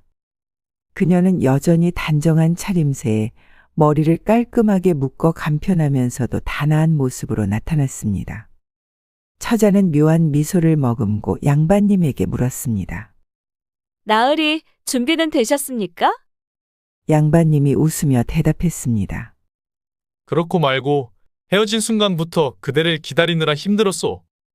그렇게 만나자마자 농담을 건네는 양반님과 처자의 동행이 시작되었습니다. 양반님은 여유롭게 들판을 거닐다가 처자에게 농담을 던지며 말했습니다. 여기 한번 봐보시오. 이 드넓은 들판에 한 송이의 꽃이 내 앞에 서 있으니 참으로 아름답소. 언젠가는 눈과 마음으로만 간직할 수 있는 이 아름다움을 영원히 간직할 도구가 생기지 않겠소? 그런 세상이 오면 참 좋겠구려? 양반님의 목소리에는 낭만적인 기운이 감돌았습니다. 처자는 그의 농담에 잠시 웃음 짓다가 궁금한 듯 고개를 기울였습니다. 그런데 어찌하여 양반댁 자제분이 이런 작은 고을로 발령을 받게 된 것입니까? 그녀는 양반님의 매사 장난스러운 농담 뒤에 감춰진 진지한 이야기가 궁금했습니다. 양반님은 잠시 생각에 잠기며 답했습니다. 말했다시피 내 원체 아름다운 것들을 좋아하다 보니 한양에선 놀기만 좋아하는 한량으로 지내왔소. 그저 아름다운 것을 좋아할 뿐이었지만 술과 여자와 같이 아름다운 것들만 취하는 한량 같은 아들놈을 좋아할 부모님이 세상천지 어디 있겠소? 그가 잠시 말을 멈추고 처자를 향해 미소를 지으며 이어갔습니다. 네, 더 이상 부모님에게 불효를 저지를 수 없어. 어쩔 수 없이 내려왔다지만 결국 처자를 만나게 되었으니 그건 참으로 잘한 선택이 되었소.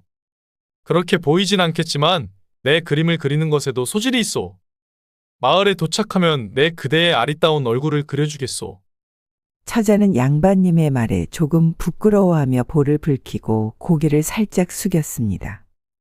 그런 후 그러한 부끄러움을 티내지 않으려는 듯 양반님께 성을 내며 말을 꺼냈습니다. 제 얼굴을 그려서 어디에 쓰라고 그리 그려주신다는 겁니까? 갈 길이 멉니다. 얼른 가시죠. 처자는 손끝을 약간 떨며 앞장서서 걸음을 옮겼습니다. 사내를 한 번도 품어본 적 없는 처녀였기에 양반님의 그러한 달콤한 말은 처자의 마음을 흔들기에는 충분한 듯 보였습니다. 양반님은 그런 처자의 모습을 보며 살짝 웃음을 지었지만 어느덧 앞장서서 걸어간 처자 옆에 서서 걷기 위해 다시 길을 향해 발걸음을 재촉했습니다. 두 사람은 다시 그저 먼 길을 함께 걸으며 고요한 자연 속에서 또 다른 대화를 나누며 나아갔습니다. 어느덧 멀리 보이는 소박한 마을의 풍경이 점차 가까워졌습니다. 햇살은 여전히 따스했지만 이별에 가까워짐을 느낀 그들의 발걸음은 조금씩 무거워지고 있었습니다. 양반님은 처자에게서 눈을 떼지 않으며 조용히 길을 걸었습니다. 마침내 처자는 걸음을 멈추고 잠시 숨을 고르며 고백처럼 말을 꺼냈습니다. 저 앞에 보이는 마을이 나으리께서 앞으로 돌보셔야 할 오천입니다. 그럼 저는 이제 이만 돌아가 보겠습니다. 처자는 고요하게 말을 이어갔고 그녀의 목소리는 그동안 함께한 길을 되돌아보며 조금 떨리는 듯 했습니다. 양반님은 처자의 말에 잠시 멈춰서서 아쉬운 표정으로 그녀를 바라보며 말을 꺼냈습니다. 아니, 이리도 바로 가신다는 것이요? 내 그림에 소질이 있으니 그대의 얼굴을 그려준다고 하지 않았소. 도움을 준 이에게 아무런 은혜를 갚지 못한다면 내 체면이 말이 아니오. 그러지 말고 피곤할 터인데 하루만 더 마을에 묵고 가는 것이 어떻소? 여인도 아쉬운 듯 보였지만 이내 결심에 찬 표정으로 말하였습니다. 아닙니다, 나으리. 갈 길이 멉니다. 저는 이만 가보겠습니다. 그렇게 양반님에게 다시 인사를 건네고는 다시 한번 웃으며 농담을 건넸습니다. 제 배에서 나온 양반님은 아들이나 다름없으니 부디 안녕하시길 바랍니다. 처자의 말에 양반님은 그 뜻을 알면서도 살짝 미소를 지었습니다. 그녀의 농담은 그들이 나눈 여정과 그 속의 미묘한 감정들을 잊지 않겠다는 뜻처럼 느껴졌습니다. 양반님은 처자와 인사를 나눈 후 마을로 돌아서 걷기 시작했습니다. 하지만 막상 아리따운 처자와 헤어지니 마음속에서 뜨겁게 솟구치는 감정을 억누를 수 없었습니다. 그녀가 사라지는 순간 마치 손에 잡을 수 없는 무엇인가를 잃어버린 기분이 들었습니다. 양반님이 고개를 돌리니 아직 처자가 저 멀리에서 걸어가는 것이 눈에 들어온 왔습니다. 그 모습을 보자마자 양반님은 쉬지 않고 발걸음을 재촉했습니다. 이보시오, 기다려보시오. 양반님이 크게 소리쳤습니다. 처자는 깜짝 놀라며 뒤돌아봤고 양반님은 숨을 헐떡이며 다가갔습니다. 당신과 같은 여인을 다시 만날 수는 없을 것 같소. 그동안의 모든 대화와 시간을 보냈던 이 길에서 당신은 나에게 무엇보다 소중한 존재가 되었소. 내 비록 백서방이 아니라 그대를 편하게 해주진 못하겠지만 나의 아내가 되어주지 않겠소. 그의 목소리는 간절했고 눈빛은 그동안 숨겨왔던 진심을 그대로 드러내고 있었습니다. 처자는 잠시 말없이 그를 바라보았고 양반님의 마음이 진심에서 우러나오는 것을 그녀도 느낄 수 있었습니다. 마침내 처자는 고개를 들고 양반님을 향해 말을 꺼냈습니다. 나으리. 처자는 잠시 말문을 열고 그동안 마음속에서 억눌려왔던 감정들을 고백하듯이 풀어냈습니다. 제가 처음에는 나으리와 점점 가까워지는 것을 두려워했었습니다. 그러나 시간이 지나면서 나으리께서 진심으로 저를 아끼고 있다는 것을 알게 되었습니다. 양반님은 그 말을 듣고 가슴속에서 기쁨과 안도의 숨을 내쉬었습니다. 그동안 그녀에게 자신의 마음을 어떻게 전할 수 있을지 고민했던 시간이 스쳐 지나갔습니다. 처자는 잠시 숨을 고른 후 다시 말을 이어갔습니다. 하지만 이제는 저도 나으리의 마음을 받아들이기로 했습니다. 함께 걸어가고 싶습니다. 내일을 함께 만들어 가고 싶습니다.